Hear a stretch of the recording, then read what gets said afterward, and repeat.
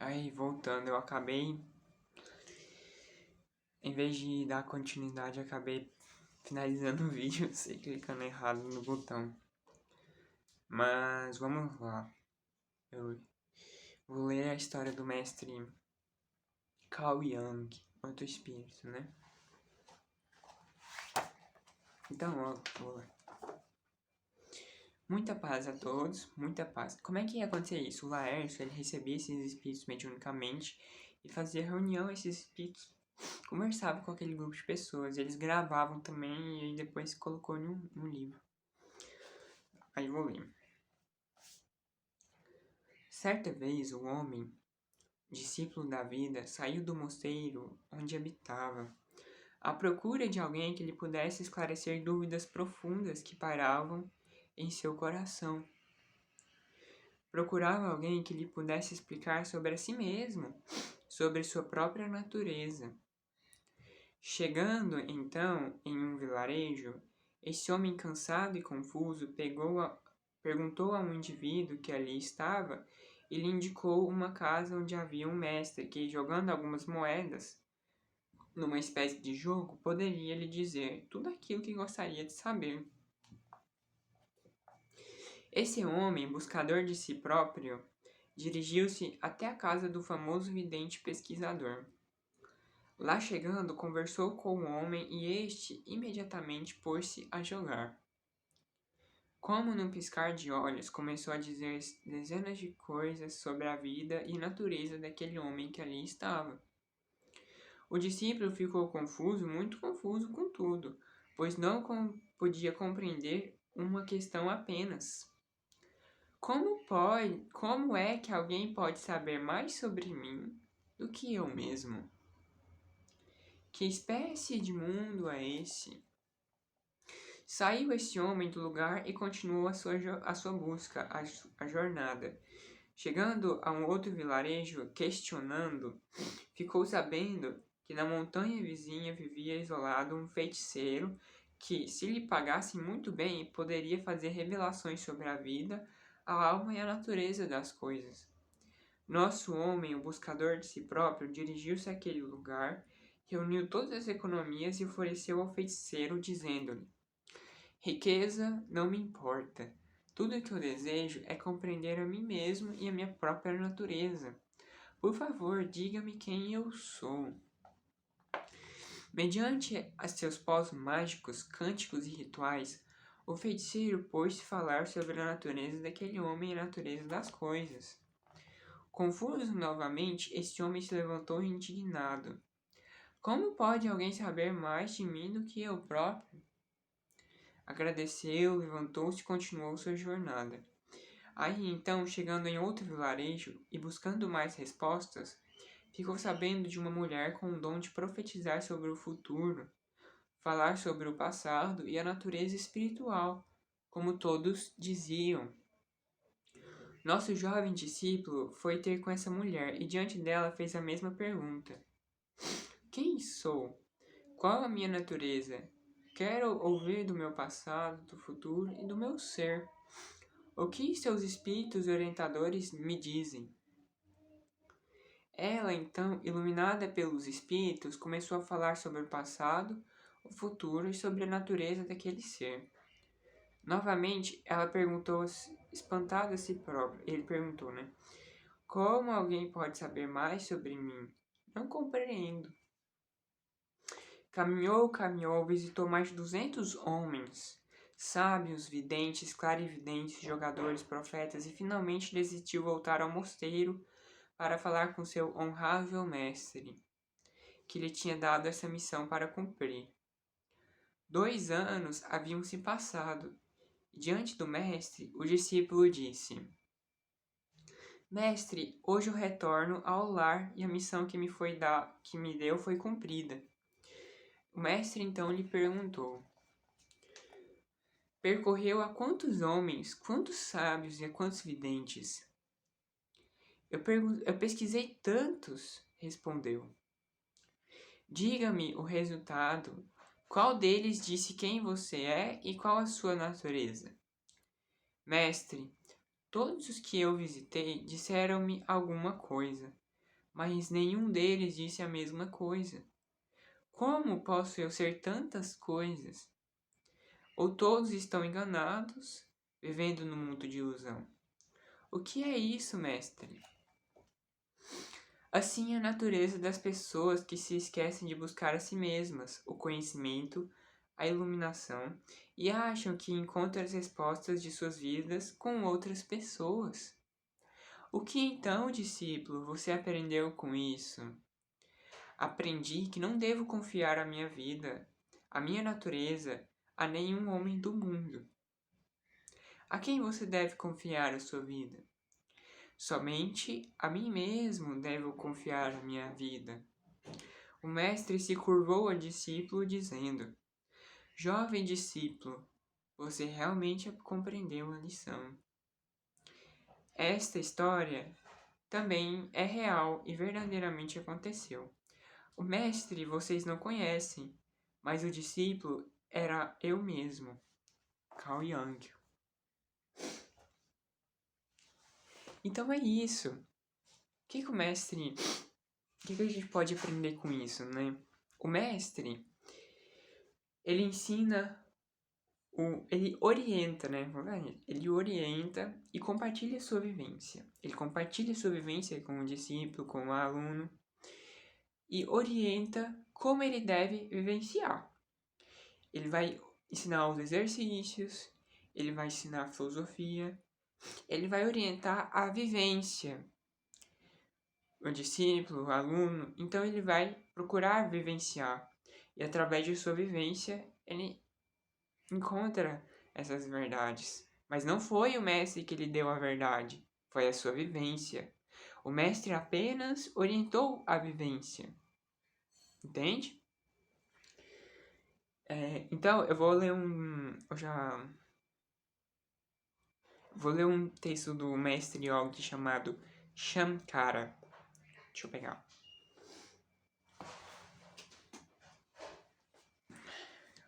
Esse trecho da fala desse mestre está no Autobiografia de um Yoga do Paramahansa Yogananda. Vamos lá. É muito sobre isso, né? Ele diz assim, ó.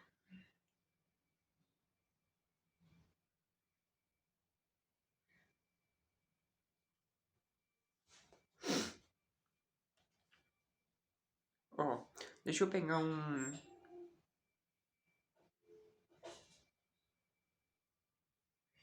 Olha aqui, ó, pegar uma parte mais antiga. Essa aqui é uma fala do próprio Yogananda, né?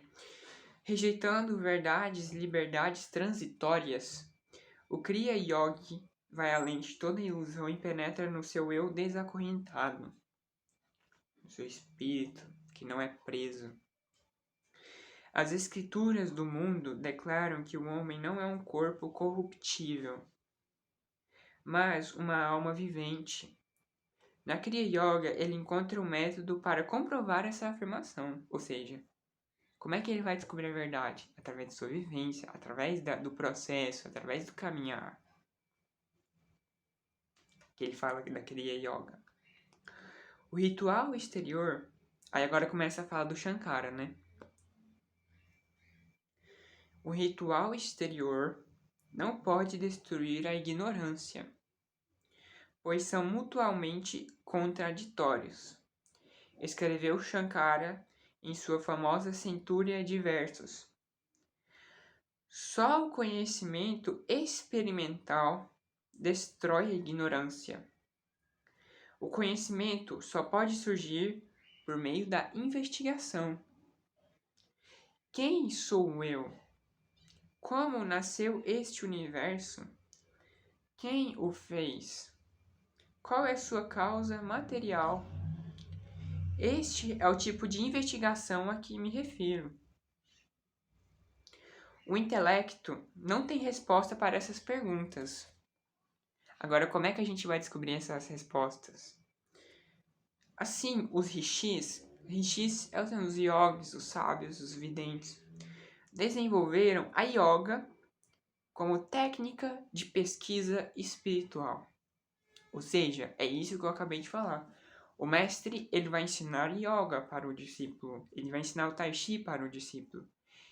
E o discípulo, ele não vai tomar como verdade aquilo que o mestre fala. Ele vai pegar essa orientação dele e vai vivenciar. A sua vivência traz as verdades. Entende? Ele orienta a vivência. Mas ele não... A verdade ele descobre através da vivência. E esse é o caminho. E para finalizar, uma última leitura que eu queria fazer, para finalizar essa parte, né? Porque tem outra que eu quero falar.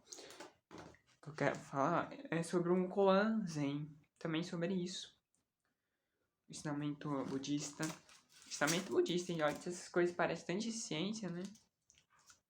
Mas é tudo de yoga, tai chi, budismo. Então, o ensinamento é o seguinte. Não acredite em algo simplesmente porque ouviu. Não acredite em algo simplesmente porque todos falam a respeito. Não acredite em algo simplesmente porque está escrito em livros sagrados. Não acredite em algo só porque seus professores e mestres dizem que é verdade. Não acredite em tradições só porque foram passadas de geração em geração. Mas, depois de muita análise e observação, se você vê que algo concorda com a razão e que conduz ao bem e benefício de todos, aceite-o e vive. Esse é o ensinamento. Então, o que eu... Isso foram um pouco das minhas falas, né? As leituras e uma fala minha, né, que eu falei também. Que eu acho muito importante. Tudo isso pra gente ter segurança. É um sistema de segurança. Pra gente andar seguro no caminho espiritual. Porque tem muita gente que, sabe, viaja muito na maionese. Quando eu comecei essa minha busca espiritual, eu fui muito vítima disso tudo, porque eu entrei em contato com tanta gente, e, sabe, eu acabei sendo muito ferido internamente com muitas coisas que eu às vezes considerei como verdade, né, e que não era. Por isso que eu dou muito valor para isso que eu acabei de falar. E também ensino, né, compartilho com vocês isso. E o que eu posso dizer? Como que eu faço que eu estou compartilhando com vocês? Uma coisa que eu estou compartilhando com vocês. Primeiramente, como eu já falei nas aulas anteriores, corpo físico saudável, alimentação, da forma como eu disse. Primeiro passo, né? Segundo passo, o trabalho profundo da sexualidade. O trabalho profundo da Kundalini. Com esses dois aspectos, aí verdadeiramente a gente tem a verdadeira capacidade de vivenciar o desapego, vivenciar o não desejo, vivenciar a humildade, etc. E vivenciando isso, aí a gente tem esses grandes ensinamentos que a nossa vivência traz. Mas a base tem que estar muito bem trabalhada para a gente conseguir vivenciar verdadeiramente isso. Quanto mais a gente trabalhar a nossa Kundalini, nossa alimentação, todas essas básicas, né, coisas básicas que eu chamo, quanto mais a gente tiver disciplina, perseverança para fazer os exercícios que eu ensinei, né, mais a gente vai ter capacidade de vivenciar internamente essas coisas. Entende? Com alimentação, com o corpo físico, com uma sexualidade muito bem trabalhada, com uma Kundalini profundamente acumulada, elevada, a elevação causada pela prática dos exercícios. Os exercícios causam a elevação da Kundalini, né? Com uma Kundalini muito elevada, acumulada, desreprimida, fluindo livremente pelo ser. Aí então, com a vontade, com o nosso esforço, com a nossa perseverança, com a prática dos exercícios, então a gente vivencia o não desejo, vivencia o desapego, vivencia a humildade, que são o cerne de toda a filosofia oriental estuda a filosofia que conduz para a autorrealização. Então aí a gente vivencia estados muito elevados de consciência e vivencia esses ensinamentos que a nossa própria vivência traz pra gente. E é isso que eu digo, né? Que eu deixo aqui compartilhado, esses ensinamentos que eu vivencio com vocês. Agora, são umas indicações, né? O que estudar? Então, eu digo assim, né? O que a gente tem que fazer. Como eu disse, eu já fui muito vítima disso, eu já entrei em contato com muita gente. Hoje em dia, eu estudo assim, ó, pouquíssimas pessoas que eu realmente tenho confiança, que eu já vivenciei muitas coisas que essas pessoas ensinam e que eu tenho uma confiança porque eu sei que a minha vivência me mostrou que o que elas falam é verdade, entende? Eu fiz exatamente isso que eu estou falando, que eu ensinei pra vocês, que eu compartilhei com vocês. Principalmente com o professor Laércio Fonseca. Eu já peguei muitas coisas que esse homem ensina, vivenciei e comprovei para mim mesmo que o que ele fala realmente é verdade. Porque a minha vivência me mostrou isso. Entende? Mas enfim, antes de eu falar das pessoas, né, para estudar, minhas indicações, eu digo o seguinte: a gente tem que estudar tudo e todos, questionar tudo sem julgar nada, estudar a essência da coisa, a essência. Não ficar muito, sabe? Ir lá, vamos estudar o budismo? Estuda Buda. Vamos estudar yoga? Estuda Bhagavad Gita, estuda Yoga Sutra, estuda questões de Mahamudra. Entende? Vamos no cerne, na essência da coisa. Estudar de todos. Tudo e todos, questionar tudo sem julgar nada. Então vamos lá, né? A primeira pessoa que eu indico de estudo, né? De estudo é o professor Laércio Fonseca, porque eu tenho muita confiança nele, a minha vivência já me mostrou que o que ele fala realmente é verdade, a minha própria vivência. Então, para mim ele está em primeiro lugar nessa questão dos estudos, né? E se vocês moram em outro país, né? Se vocês têm dólar, né? Como o Brasil, o dólar está muito mais valorizado que o real, então vocês podem até procurar comprar alguns cursos do professor Laércio, que são muito bons. Por exemplo, você pode comprar o de meditação oriental e o de yoga. Se você curtir o de tai chi. O que eu oriento primeiramente, esses dois, né? O de yoga e o de meditação oriental. Já tem muitos exercícios nesses dois. Aí você pode também estudar. Ele tem muitas aulas gratuitas. Livros também.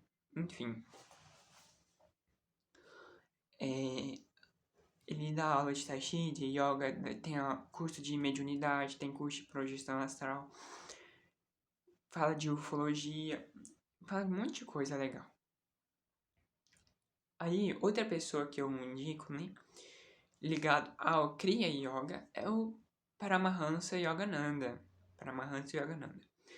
Eu só dou uma observação para o Yogananda, porque se você pegar os livros do Yogananda para ler, ele fala muito de Deus. A gente tem que compreender que o conceito indiano de Deus é muito diferente do conceito cristão de Deus, ok?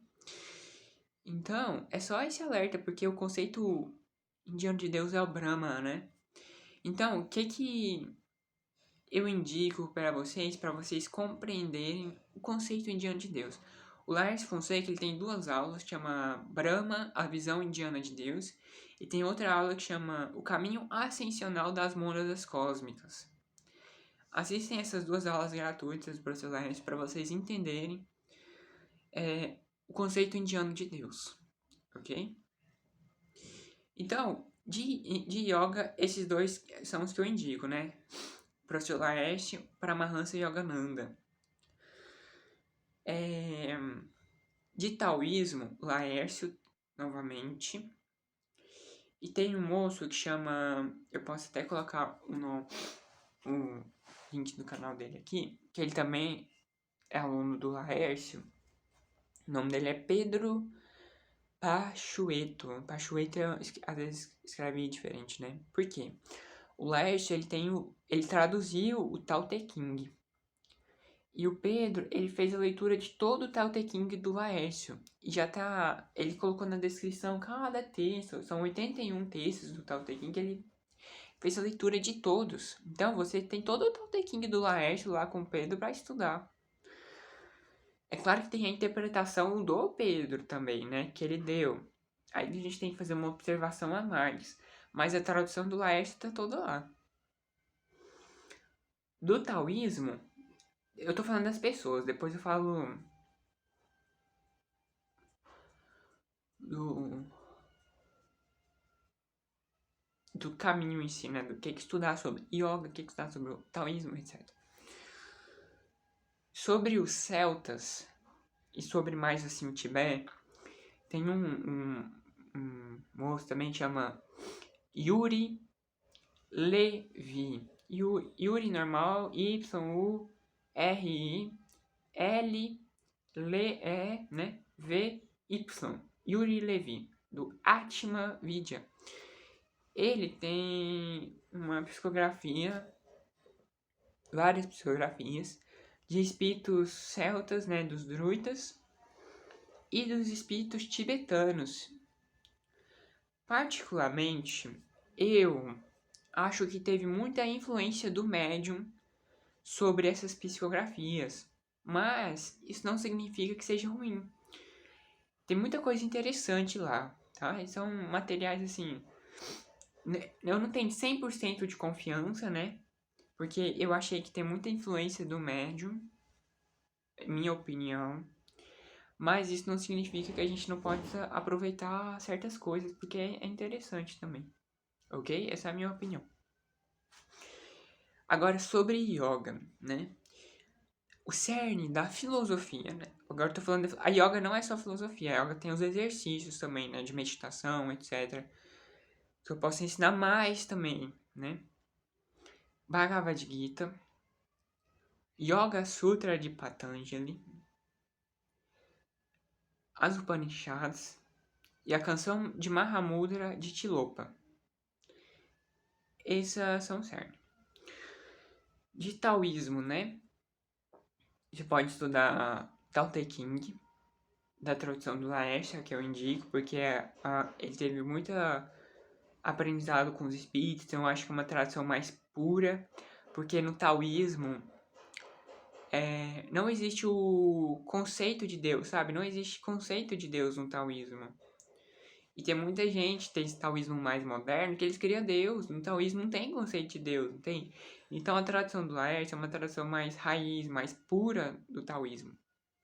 Você pode estudar Xuanzi e o I Ching, o livro das mutações. Essas três são a base do taoísmo. De budismo, estuda o Evangelho de Buda, que é o cerne budista, né? Você pode pegar, o Laércio disse o Evangelho de Buda da editora Pensamento. Eu tenho ele em PDF, depois se você quiser me pede que eu mando. Muitos koans zens tem, né? Pode estudar koans zens, histórias zens, né, que são. Sobre o cristianismo. Então, o Paramahansa Yogananda tem um livro que chama A Yoga de Jesus. Esse livro é extremamente interessante. Eu acho que sobre o cristianismo a gente pode pegar as palestras do Laércio sobre Jesus e esse livro do Yogananda. Por quê? Porque a gente vai ter uma outra visão do cristianismo. A gente vai ter uma visão oriental muito mais, eu considero, muito mais elevada, muito mais assim, pé no chão, sem fantasia, e ensinamentos muito mais profundos do cristianismo, de Jesus, entende? Porque religião por religião, às vezes, muitas vezes, teria uma repressão interna e uma prisão interna, sabe? De certo e errado, etc, etc. Mas se a gente sabe, mas dependendo da forma como a gente vê e interpreta esses textos, é interessante. E eu acho que a forma como o Yogananda e como o Laércio Fonseca interpreta esse cristianismo, eu acho interessante. Por isso que eu indico isso. Então, agora sobre o espiritismo, né? O espiritismo é muito interessante, porque as pessoas que deram origem para o espiritismo não tem nada a ver com as pessoas que são espíritas hoje em dia. Quando as pessoas buscam espiritismo hoje em dia, elas estão buscando uma religião, né? Só que as pessoas que deram origem ao espiritismo não eram pessoas, assim, religiosas, da forma como a gente tem o nosso conceito de religiosos, né? Eram cientistas. O professor Rivail, que é o que a gente conhece como Allan Kardec, ele era um cientista, né? E era um grupo de cientistas também. Tem o Camille Flammarion, que fazia parte do grupo, que ele era um astrônomo. O Leon Denis, que era um filósofo. O Gabriel Delone, que era um engenheiro. Enfim, a gente pode estudar a essência das coisas, como falei, né? Da doutrina espírita, esse pessoal, né? E mais atualizado, o que eu indico estudar? Sempre pouco, mas com profundidade, porque no espiritismo tem muita gente que viaja na maionese. Tem coisa boa? Tem coisa boa, mas a gente tem que ter o pé no chão pra gente não entrar nessa viagem dos outros. Então, o que eu indico? Você pode estudar o cerne, né, da coisa, sempre questionando também, porque tem muita coisa desse pessoal que deu origem ao espiritismo que eu fico com os pés atrás também, porque eles não tinham muita vivência na espiritualidade, entende? Igual esses mestres yogas, mestres Tashi. Eles eram pesquisadores, assim. E às vezes, pelo contexto em que eles estavam, entende? Às vezes os espíritos falavam certas coisas que a gente tem que ter uma nova interpretação hoje em dia, entende?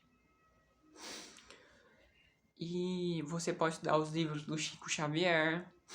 E tem um livro que eu acho muito interessante também, que é o da Leida Lúcia de Oliveira, que ela escreveu um livro sobre o Zé Arigó. Eu tô lendo ele, inclusive, eu acho muito interessante. Então isso eu indico sobre o espiritismo. Sempre questionando também, né, como eu falei. A gente tem que procurar. Não é porque um espírito falou que a gente tem que concordar, né? Não é porque o espírito falou que a gente tem que concordar. A gente tem que questionar. Procurar comprovar na nossa vivência. Entende? Como eu falei no começo. Que mais? Eu acho que isso já tá ótimo de estudos, certo? Porque a gente não pode, a gente sempre tem que pensar no pouco, mas com profundidade. Isso que é o bom. A gente não pode ir para o excesso, a gente tem que focar no pouco, mas com profundidade. Entende? Isso que é bom. Sem excesso de teoria. Senão é legal. Então essas são as indicações que eu deixo pra vocês. Deixa eu pensar se tem mais coisa pra falar.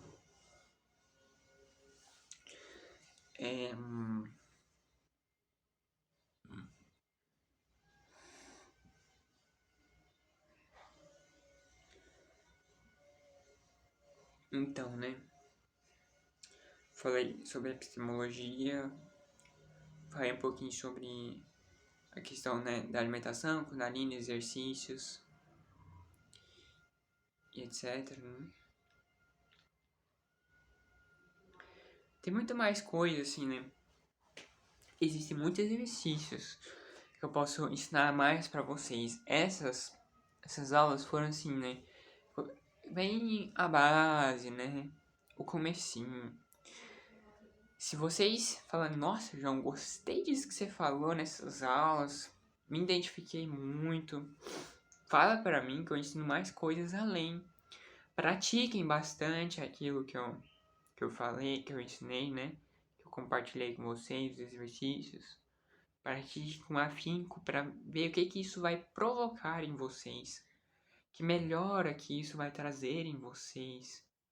Praticar para ver o que isso vai trazer para vocês, né? O que isso vai provocar? Você praticar bastante esse exercício durante a noite, no outro dia você se sentir melhor, entende? Ver o que isso vai causar. E aí fala assim, não, eu quero ir além. Eu gostei disso, eu quero ir além. Aí eu ensino mais coisas. Tem muito mais coisa pra eu ensinar, muito mais coisa pra se aprofundar. Mas a gente tem que focar sempre no pouco, mas com profundidade. Quando a gente esgotar esse pouco, a gente vai além. Ok? Eu acho que essa aula era isso. Eu acho que eu não sei se tem mais coisa pra falar. Eu já falei sobre a epistemologia, sobre o trem, sobre as indicações. Ah, lembrei. Por exemplo, né? Até a mediunidade tem como a gente testar. Vamos supor, a gente não pode confundir sonho com projeção astral consciente. Vamos supor que a gente queira testar se a gente realmente está tendo uma projeção astral consciente. A gente quer testar para comprovar para a gente mesmo. Ou testar um outro médium que está falando que tem isso. Então o que a gente faz? A gente chega numa janela ou numa mesa de vidro, pega cartas de baralho sem a gente ver, a gente não vê, e coloca contra o vidro, de costas pra gente. Certo? Colocou, a gente não viu. Qual que é?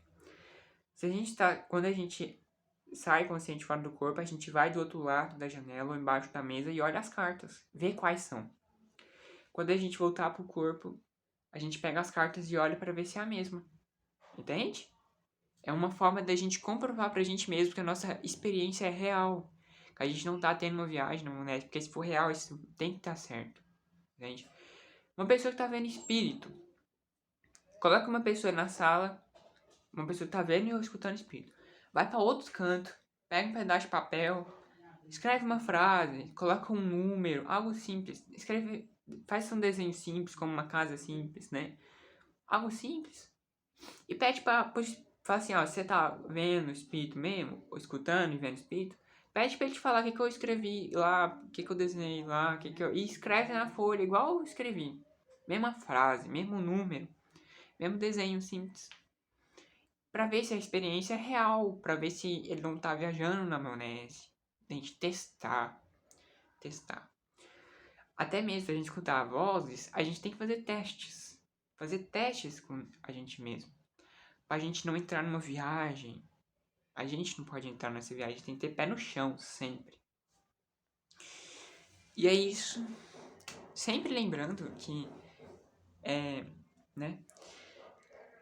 Para yoga, na yoga, o conceito de religião é a união com Deus, né? A união com Brahma. E a união com Brahma seria a união com a autorrealização divina, a autorrealização interna, com o prazer divino, com o êxtase divino. A jornada espiritual é uma jornada de prazer, é uma jornada de êxtase, é uma jornada de autorrealização. É uma jornada de libertação de tudo que prende a gente, que nos escraviza e que poda a gente. Sempre lembrando que buscar a espiritualidade é buscar a autorrealização, é buscar a libertação de tudo, é buscar a libertação do espírito. Ok? Então é isso que eu compartilho esses ensinamentos com vocês. E é isso. Namastê a todos. Muito obrigado. Tô gostando demais. Sempre me questionem. E sempre, João, gostei disso. Quero mais. Manda mais aí. Quero isso, isso, isso. Fala disso aí, João. Eu falo, tá? Isso aí. Até mais. Muita paz a todos.